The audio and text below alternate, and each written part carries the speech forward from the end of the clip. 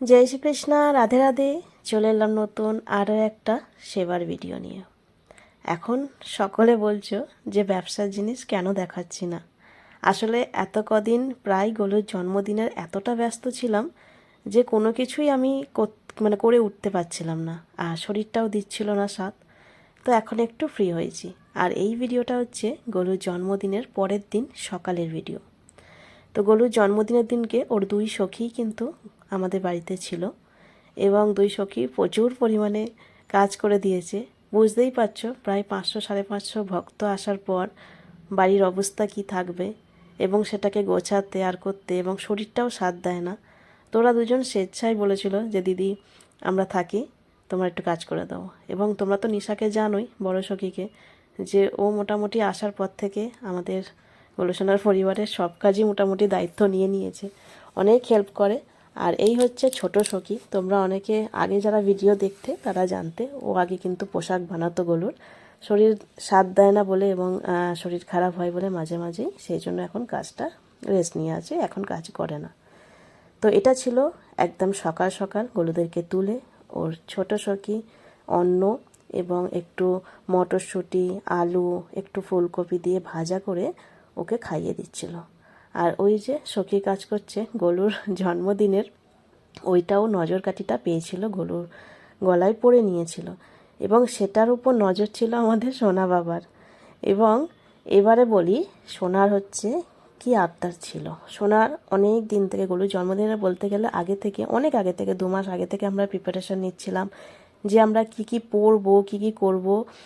এমনকি আমাকেও গোলু পোশাক থেকে, জুয়েলারি থেকে সমস্ত কিছু কিনে দিয়েছিল। এবারে আমি বলবো না আমার ছেলেটা কিপটা, এবারে আমার ছেলে সব কিনে দিয়েছে। কিন্তু তারপরেও আমাদের সোনা বেটা কিন্তু কিচ্ছুটি নেয়নি, একদমই কিচ্ছুটি নেয়নি।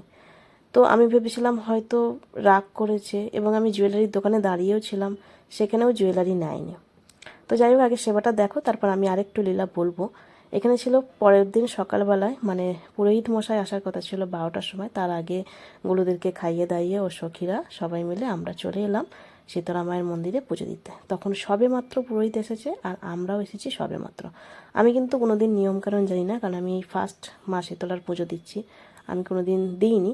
বিয়ের আগে একবার পুজোতে লাইনে দিয়েছিলাম, জাস্ট ওই পুরোহিতের সামনে পুজো দেওয়ার এ করা, কিন্তু বস্ত্র দিয়ে বস্ত্র পরানোর ব্যাপারগুলো এগুলো আমি জানতাম না।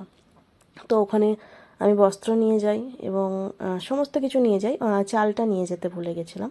বাকি সব ফল মিষ্টি, তারপর বস্ত্রটা, বাতাসা, এগুলো তো নিয়ে গেছিলাম। তো ওনারা বলল যে চাল লাগবে, শাঁখা পলা, নোয়া লাগবে, আর আলতা সিঁদুরটা নিয়ে গেছিলাম আমি। তো এগুলো লাগবে। আর এই ছিল মা আমাদের, আমাদের পাড়ার মানে বারোয়ারির মা। আর এই শাড়িটা আমি নিয়ে গেছিলাম ওনাকে পরানোর জন্য। তো আমি মনে মনে ভাবছিলাম যে আদৌ পরাবে না পরাবে না, বুঝতে পারছিলাম না। তো তারপর পুরোহিত মশাইকে বলাতে বললো এগুলো জোগাড় করে দাও এবং একটা গামছা এনে দাও, তো তারপর পরানো হবে, না হলে হবে না। তো আমি সেই মতে সমস্ত কিছু, আবার বাড়ি তো সামনেই, সমস্ত কিছু নিয়ে আসা হলো, এবং মাকে এই বস্ত্রটা ধারণ করানোর সেই এটা ইচ্ছাটা পূর্ণ হলো। এবং আমি জিজ্ঞাসা করলাম যে আমি স্বপ্ন পেয়েছিলাম আমি একটা গোলাপি কালার কোনো বস্ত্র মাকে বানিয়ে দিচ্ছি, এবং এটা ধারণ করেছে মা। তো এটা কি সম্ভব, আমি পোশাক বানাই, তো আমি বানিয়ে দিলে কি আপনি মাকে পরাবেন? তো ওখানকার পুরোহিত মশাই বলল এরকম আমাদের এখানে পরানো হয় না, এবং এরকম পরানো যাবেও না। তো আমি আর কিছু বলি না, আমি চুপ থাকি। আমি যে ঠিক আছে, যা মায়ের ইচ্ছা। তো আমি মাকে জানিয়ে আসি, এবং পুরোহিত মশাইকেও বলি যদি হয় তো আমাকে একবার খবর পাঠিও, কারণ আমি সেটা স্বপ্নে দেখেছিলাম যে আমি ঘের, ওড়না এবং তার সাথে মাথার ওড়নি সমস্ত কিছু দিয়ে মা সেই পোশাক পরেছে। তো বলল ঠিক আছে, আমি দাদুর সাথে কথা বলবো, ওনার যে মুখ্য পুরোহিত দাদু, ওনার দাদু, তো কথা বলার পর আমাকে জানাবে। যাই হোক, মা দেখো আমাদের গোলসোনার পরিবারের, তোমাদের সকলের বলতে গেলে দেওয়া বস্ত্র ধারণ করেছে। এই দেখো কত অপূর্ব লাগছে। তবে একটা কমন ব্যাপার, সেটা হচ্ছে সেখানকার যিনি সেবার জোগাড় করেন তিনি বললেন যে এবারে নাকি মা প্রত্যেকটা ড্রেসই লাল সবুজে নিয়েছে, অন্য কোনো কালার নাকি ড্রেস নেয়নি। সকলে যারা দিয়েছে শাড়ি সব লাল সবুজেই দিয়েছে। এবার আমি তো সেরকম কিছু ভাবিনি, আমি মানে ভেবেছিলাম মাথার মধ্যে গোলাপি কালার বস্ত্র পরিয়ে দেওয়া হচ্ছে আমার দেওয়া বস্ত্র, কিন্তু সেটা আমার কাছে কিন্তু বোধ হওয়াতে হয়তো মা চেয়েছিলেন, বানাতে পারিনি, কাজের চাপেও পাইনি। এবং মাকে আমি বলতে বলতে যাচ্ছিলাম, এবারে আমি শাড়ি নিয়ে যাচ্ছি, পরের বারে আমি তোমার জন্য বানিয়ে নিয়ে যাব। কিন্তু সেই সুযোগটা এখনও পর্যন্ত মা করে দেয়নি। দেখি যদি কখনো করে দেয় তোমাদেরকে দেখাবো। আর এখানে সমস্তটাই বলতে গেলে পুরোহিত মশাই খুব সুন্দরভাবে পুজো দিয়েছেন। আমি আসলে গোবিন্দ ভক্ত, তোমরা তো সেটা জানোই। এবং আমি গোবিন্দ এবং রাধারানী ছাড়া বাড়িতে যে কোনো যে ভগবানগুলো আছে আমাদের বাড়িতে, মা লক্ষ্মী নারায়ণ বলুন, সরস্বতী, গণেশ, সমস্ত মহাদেব, যে যে ভগবানগুলো আছেন, আমি কিন্তু বাড়িতে সেবা দিই। আমি কিন্তু কোনো মন্দিরে গিয়ে সেবা কখনো দিই না। এবং যদি সময় হয় তো দিতে যাই, আশেপাশে সেরকম ব্যাপার নয়, কিন্তু আমি দিতে যাই না, খুব একটা সময়ও হয় না। আমি বাড়িতে যতটা আমার নিজের মতো হয় সেরকম সেবা দিই। আর এই লাড্ডু গোপাল, মানে এই গোপাল, লালা গোপাল আমাদের গলুর স্বরূপ, আজকে নিতে এসেছিলো বড়া থেকে, আমাদের এখানেরই বলতে গেলে বড়া। ওনারা জানতো না আমাদের এদিকে রিসার কাছাকাছি বলতে গেলে, আর আমার বাপের বাড়িও কাছাকাছি বড়াটা। তো ওনারা নিয়ে গেলেন আজকে গলুর স্বরূপ। ওনারা ভেবেছিলেন হয়তো গলুর জন্মদিনে আসবেন, তো আমাদের বাড়িতেই ডেলিভারি চেয়েছিলেন, সেই হিসাবে বাড়িতেই ডেলিভারি করা হয়েছিল। তো তারপর ওনারা আমার বাড়ি থেকেই নিয়ে গেছেন। গলুর জন্মদিনে ওনাদের দিদির বাড়ি কালী পুজোর জন্য ওনারা আসতে পারেননি নিতে। তো ওই দিনকে আমি ওনার স্বরূপকে বসাইনি গলুর জন্মদিনের দিনকে, কারণ যদি একবার সেবা শুরু হয়ে যায় তাকে সোয়ান দিতে হবে। খাওয়ান দেওয়ানটা ব্যাপার হবে না, কারণ সোয়ানটা তোমরা জানো আমাদের সিংহাসনটা কতটা, দেখো জায়গা পুরো একদম কভার করে ওরা বসে থাকে, সেই হিসাবে সোয়ান দেওয়াটা সম্ভবই না। তো সেই দিনকে গলুর জন্মদিনের পরের দিনকে আর কিছু স্নান ফান আমরা করানোর বলতে গেলে অবস্থায় ছিলাম না। এইভাবেই একটু মুখ ফুক মুছিয়ে রেখে দিয়েছিলাম, ওরা এইভাবেই ছিল সারাটা দিন। এই যে আমাদের বালমুকুন সোনা, আমাদের হচ্ছে রায় সোনা, তারপর আমাদের কেশু সোনা আছে, তারপর এই যে এ হচ্ছে আমাদের মিষ্টি, খুব মিষ্টি সোনা। আর এই যে বাকি সকলের। এবার হচ্ছে সোনার কথাটা বলি। তো সোনা কোনো জুয়েলারি নেয়নি, এবারে কোনো পোশাক নেয়নি। ওনার আবদার হচ্ছে ওনার জন্মদিন পালন করানো হয়নি বলে, ওনার জন্মদিন পালন করতে হবে। সেই রাগে উনি এখন কিচ্ছু নিচ্ছেন না। তো অনেকবার বলাতেও যখন নেয়নি, অনেক জুয়েলারির দোকানে খুব ভারী ভারী জুয়েলারি দেখেছিলাম। তো সোনা হচ্ছে আমার ছোট সন্তান, তো ও একটা অন্যরকম লেভেলের আদর পায়।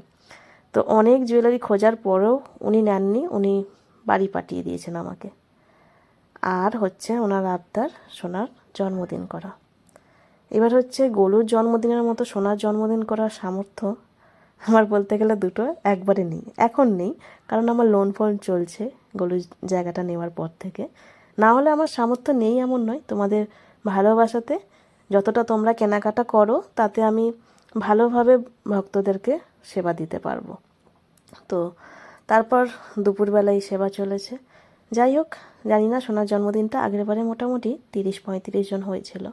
এবারে দেখি, চেষ্টা করছি একটু বড় করে করা, জানি না কতটা পারবো, জানি না, কিন্তু হ্যাঁ চেষ্টা করছি। শূন্য গোয়ালে যতটা চেষ্টা হয় ততটা অবশ্যই করব।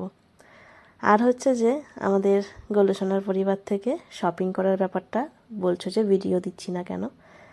তো কাজ মোটামুটি তোমরা জানো, সব কিছু গোছাতে আর করতে, গেলো জন্মদিনে তো সব পুরো স্টোর করে রাখা হয়ে গেছিলো এক জায়গায়, সেগুলোকে এখন বার করতে হচ্ছে, বার করে গোছাতে আর করতে সময় লাগছে, এই হচ্ছে ব্যাপার।